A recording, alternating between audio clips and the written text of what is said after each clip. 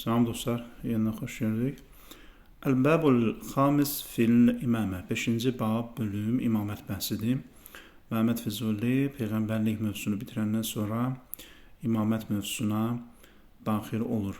İmamət mövzusu bildiyiniz kimi İslam tarixində məzhəblər arasında ən çox ixtilaf olunan, fikir ayrılığına səbəb olan məsələlərdən biridir və Füzuli bu kitabda da o məsələyə toxunur. Və burada bir neçə məzhəbin rəyini qeyd edir. Amma Füzulinin öz rəyinə gəldikdə ki, Füzuli imamət barəsində hansı rəydədir, hansı nəzərdədir, yəni bu bölümdən onu çıxarış eləmək bir qədər çətindir ki, Füzuli məsələn Füzuli imamət barədə rəyi Əhl-i Sünnənin rəyidir, Mötəzilənin rəyidir, Şiənin rəyidir. Bunu bu bəhsdən çıxarış eləmək çox çətindir, çünki Füzuli burada konkret bir mövqe ortaya qoymur. Aydındır, bəzilər deyirlər ki, Füzuli şiə olubdur, nəyə görə? Çünki onun Əhl-i Beyt haqqında şeirləri məşhurdur. Bu fikri tənqid edənlər var. Deyirlər ki, Əhl-i Beyt haqqında şeirləri, hətta mərsiyələri, məqtəlləri təkcə Əhl-i Beyt alimləri, şiə alimləri yazmayıblar. Sünni alimləri də Əhl-i Beyt haqqında şeirlər yazıblar, mərsiyələr yazıblar, məqtəllər yazıblar. Ona görə şeir yazmaq, məqtəl yazmaq, mərsiyə yazmaq bu həmin şəxsin şiə olduğuna dəlalət eləmir. Ondan əlavə Məhəmməd Füzulinin bu kitabına baxanda, hansı ki burada məzhəblər haqqında öz fikrini qeyd edir, Məhəmməd Füzuli burada şiəliyə aid heç bir işarə eləmir. Yəni burada Füzulinin şiə olmasına dair heç bir işarə, konkret bir işarə yoxdur.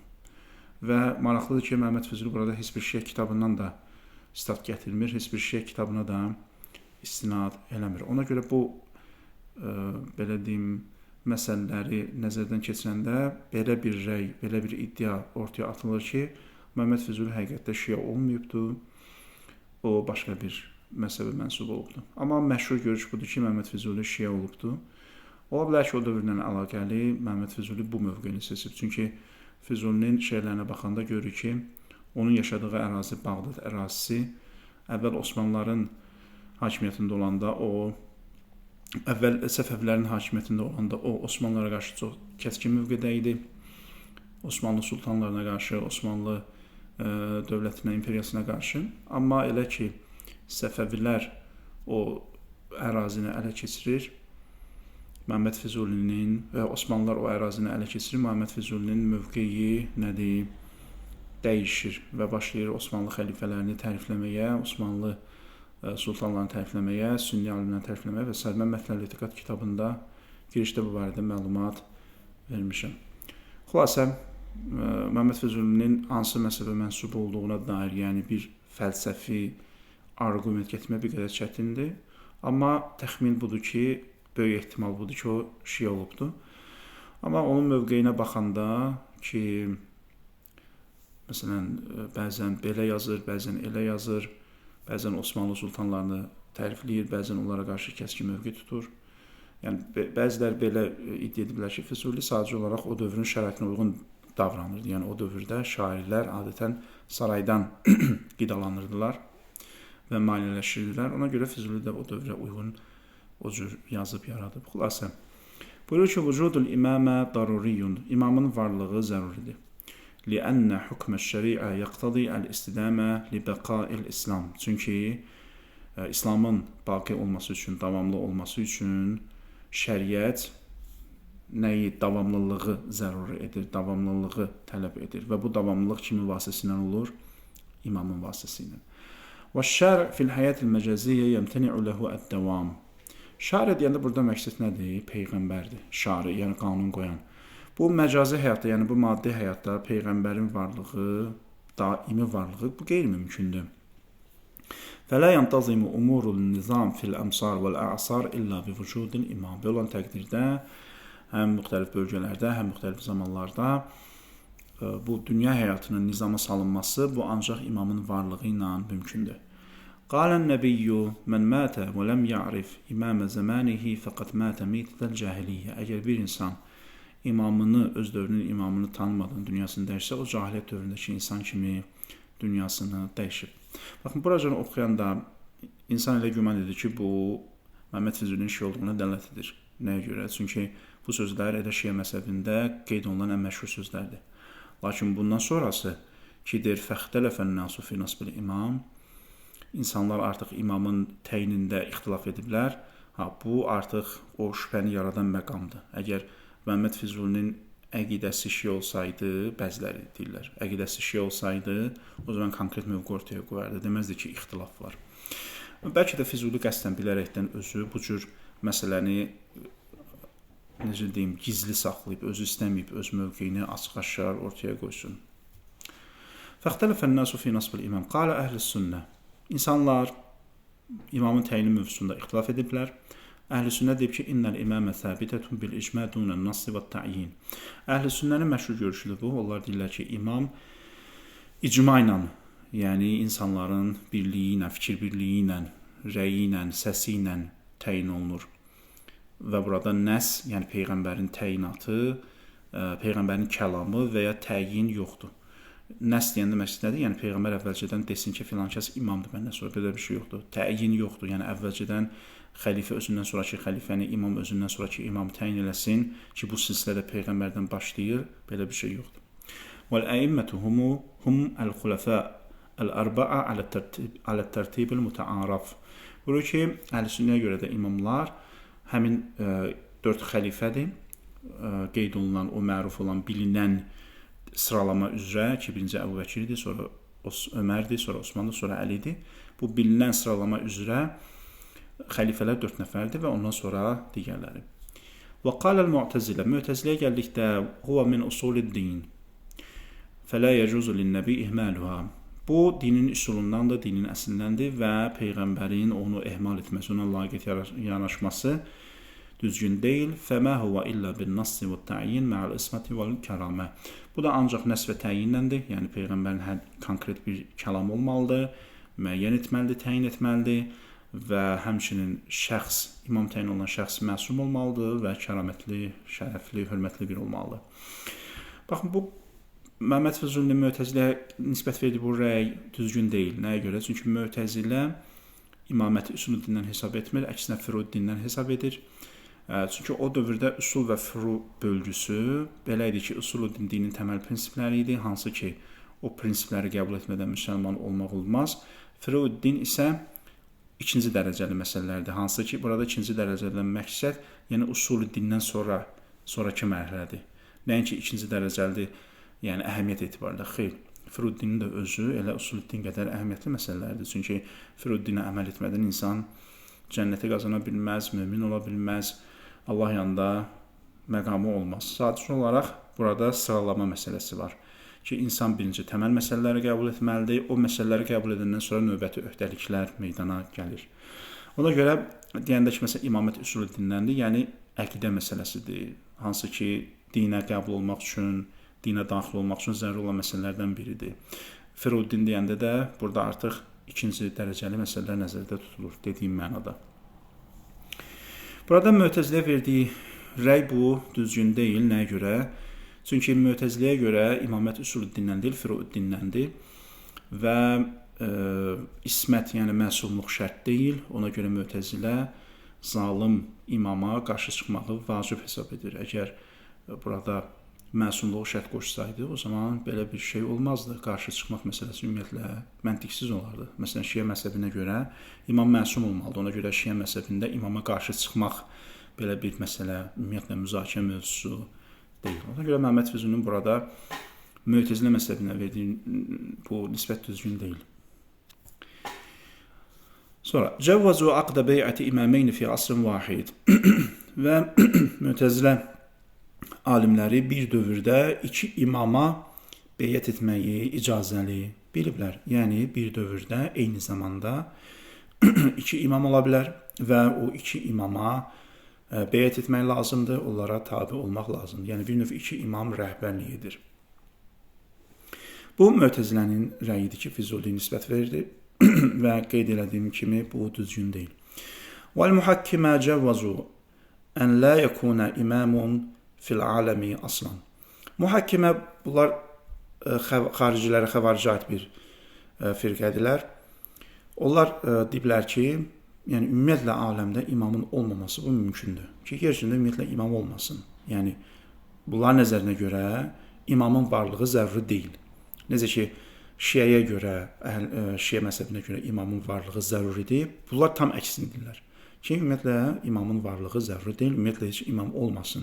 Yəni imamın yoxluğu bu aləmin idarəsinə, idarə olunmasına, bu proseslərə heç bir mənfi təsir göstərməz. O olmasa heç bir problem meydana gəlməz. Qaləl Muxtariyyə, Muxtariyyə məzhəbinə görə isə Muxtariyyə məzhəbinə görə isə el-İmamu ba'da Aliyyin Muhammed ibn el-Hənəfiyyə və ba'dahu Əbu Haşim ibnuhu. Muxtariyyə firqəsinə görə isə Muxtar ibn Səqəfiyyə nisbət verilən, mənsub olunan bir firqədir. Birinci imam İmam Əlidir, ondan sonra Muhammed Hənəfiyyədir və ondan sonra oğlu Haşimdir. Qalə əz-Zeydiyyə, Zeydilərə görə isə innəl imamə lil-Fatimiyyə. İmam Fatimiyyə nəslə məxsusdur, Fatimilərə məxsusdur. Bu da onların görüşüdür.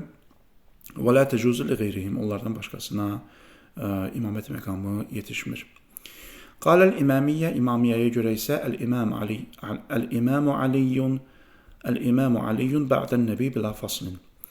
Peyğəmbərdən sonra fasiləsiz olaraq imam Həzrət Əli olmalıdır. Bu İmamiyyə məzhəbinin görüşüdür. Qaləl İsmailiyyə, İsmaillərə görə isə el-İmamu ba'də Cəfər, İsmail Nassan. İsmailli məzhəbinə görə isə, deməli dostlar, ba'də Cəfər, yəni İmam Sadiqdən sonra oğlu İsmaildir və nəs var burada, yəni təyinat var. İmam özü qeyd edib ki, məndən sonra imam, məsələn, İsmaildir. Qalət əl-İsna Aşariyyə, 12 imamçılar isə belə deyirlər. Burada Füzulinin İmamiyyə ilə 12 imamçıları ayırması da bu qəribədir. Çünki İmamiyyə deyəndə adətən 12 imamçılar nəzərdə tutulur. Çünki İmamiyyə məzhəbi ümumi olaraq götürsək, bəli, onun bir neçə qolu var. Amma ümumi olaraq götürəndə, Şiə məzhəbini götürəndə onun qolu var. Amma İmamiyyə deyəndə adətən İsna Aşariyyə nəzərdə tutulur. Yəni 12 imamçılar. 12 imamçılar nə deyiblər? Əl-İmamətu li Aliyyin və əvlədihi. İmamət Əli və onun övladlarına aiddir. Və hum Əl-Həsən vəl-Hüseyn vəl-Abid vəl-Baqir vəl-Sadiq vəl-Kəzim vəl-Rida vəl-Taqi vəl-Naqi vəl-Əskəri vəl-Məhdiyyil Muntazar mütəsəlsilətən bilə faslin min ba'din nəbi. Bunlar kimdir? Həzrət Əlidir və bir-bir adları sayır. Mütəsəlsilətən bunlar zəncirvari şəkildə olur, bir-birinin ardınca olur. Bilə faslin, arada heç bir fasilə olmadan min ba'din nəbi, Peyğəmbərdən sonra.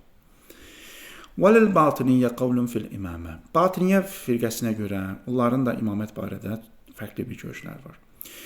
Deməli, ümumiyyətlə batinilər nədir dostlar? Batinilər Füzuldə burada izah edir ki, onlar iki aləmin olduğunu deyirlər. Bir zahir aləmi var, maddi aləm, cismani aləm. Bir də mənəvi aləm var ki, o batindir, gizlidir.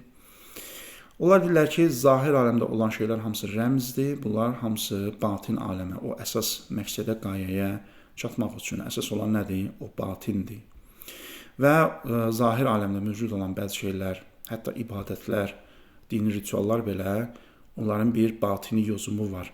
Hansı ki, o batin aləmə aid olan məqsədlərdən xəbər verir. Məsələn, namaz nədir? Tutalım, imamla görüşmək üçün bir vasitədir. Oruç nədir? Tutalım, onun batini mənası, nahaq sözü, hər haqq sözü layiq olmayan şəxsə deməməkdir. Məsələn, haqq sözü hər adama demək olmaz.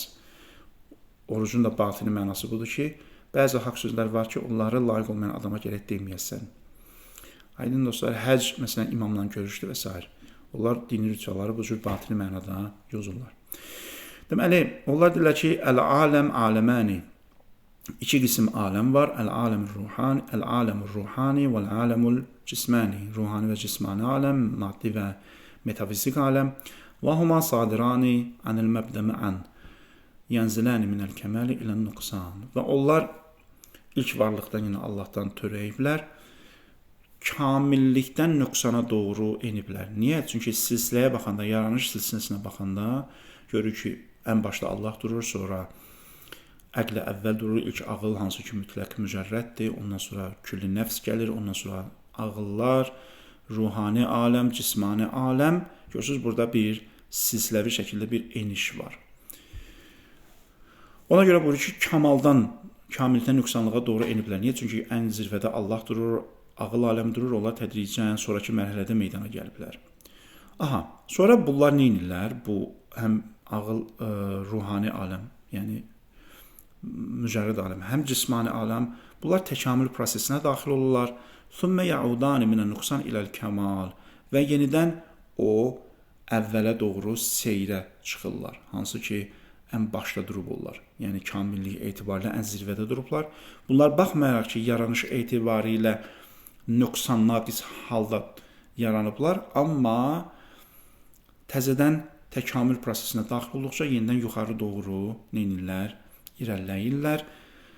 Hətta yənşəə minəl bəmdə. Ta çatalar hara? O məbdəyə, yəni başlanğıc nöqtəsinə, Allaha. Burada yənşəədən məqsəd nədir? Yənşəədən məqsəd budur ki, yərciə, yasılə, yəni bunlar o qədər təkamül prosesi keçməlidirlər ki, tam mücərrədləşələr, tam kamilləşələr və fani olarlar o ilk varlıqda, yəni ilk səbəbdə, Allahda. Fəl-aləm əl-cisməni zahirun. İndi bunların peyğəmbərlik və imamət anlayışına bir baxın. Buyurur ki, cismani aləm zahir olan aləmdir. Vəl-hakim vəl-mudabbir fihi huvən-nəbi. O zahir aləmdə hakim olan, hökm sürən, qanun qoyan, idarə edən kimdir? Peyğəmbərdir. Yəhkumu bil-əhkəm-i-şəriəti-suriyyə. O zahiri hökmlərlə hökm edir. Amma batini aləmə gəldikdə, burada əsas qanun qoyan, əsas rəhbər, əsas idarəçi kimdir? İmamdır. Vəl-hakim vəl-aləmir-ruhani batinun. Bu ruhani aləm, mücərrəd aləm, zahiri aləmin batinidir. Vəl-hakim vəl-mudabbir fihi vəl-imam. Orada hakim olan, orada idarəçi olan, orada qanun qoyan artıq kimdir?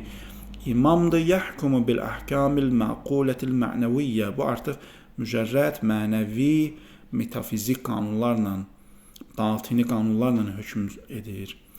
فَلِهَذَا يُجَوِّزُونَ اِخْتِفَاءَ الْإِمَامِ دُونَ النَّبِي. Ona görə onlar, yəni batinilər, imamın gizli qalmasına bir növ bunu mümkün hesab edirlər. Məqsəd kimdir?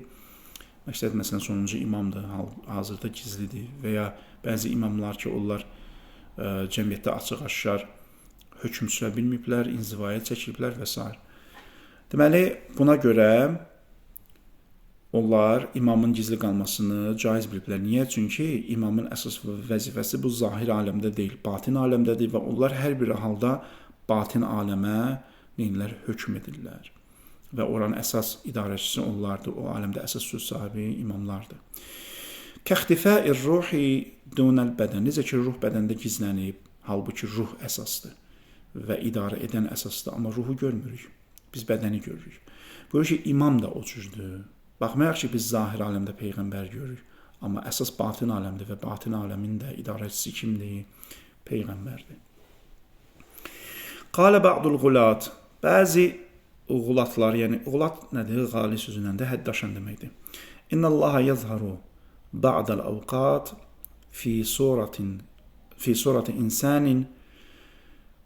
Qulatlar deyiblər ki, Allah bəzən insan surətində nazil olur, enir yerə.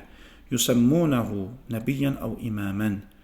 Və onlar bunu Peyğəmbər və imam adlandırırlar. Yəni, iddia budur ki, Allah bəzən insan surətində enir, amma hər insanın surətində deyil. Kimin surətində? Müəyyən insanların, xas insanların surətində, kamil insanların surətində. Ki, onlar ya Peyğəmbərdirlər, ya da imamdırlar. وَيَدْعُ النَّاسِ إِلَى الدِّينِ الْقَوِيمِ وَالصِّرَاطِ الْمُسْتَقِيمِ. Və Allah gəlir neynir? İnsanları o möhkəm dinə və doğru yola dəvət edir. Deməli, qulatın, bu həddaşanların inancına görə Peyğəmbər və imam, bunlar həqiqətdə insan deyirlər. Bunlar ilahdılar və Allah onların surətində yer üzünə nazil olur, enir. Məqsəd nədir? İnsanları haqqa dəvət etməkdir. Aydın dostlar. Bu, Məhəmməd Füzulinin imamət barəsində fikirləri idi. Qeyd elədiyim kimi, Məhəmməd Füzulinin, baxın, cəmi 2 səhifəlik qeydlərdir. Burada Məhəmməd Füzulinin Şiə məzhəbinə mənsub olduğuna dair və ya ümumiyyətlə tək Şiə məzhəbi təbii ki, burada müzakirə mövzusu deyil.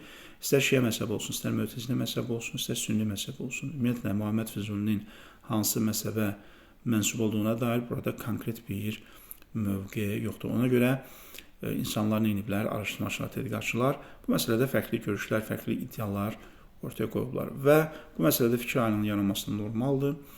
Nəyə görə? Çünki bu məsələlər dinin üsulundan deyil, zərurətindən deyil. Muhammed Füzuli, yəni bu əqidə barəsində, kəlam barəsində, inanc barəsində cəmi bir dənə əsəri var, traktat. Orada da bütün təfsilatı qeyd etməyib deyən insanların burada fikir ayrılığına düşməsi normaldır. İmamət barədə bu qədər. Növbəti dərs inşallah məad barədə olacaq. İnşallah növbəti dərslərdə görüşənədək hələlik.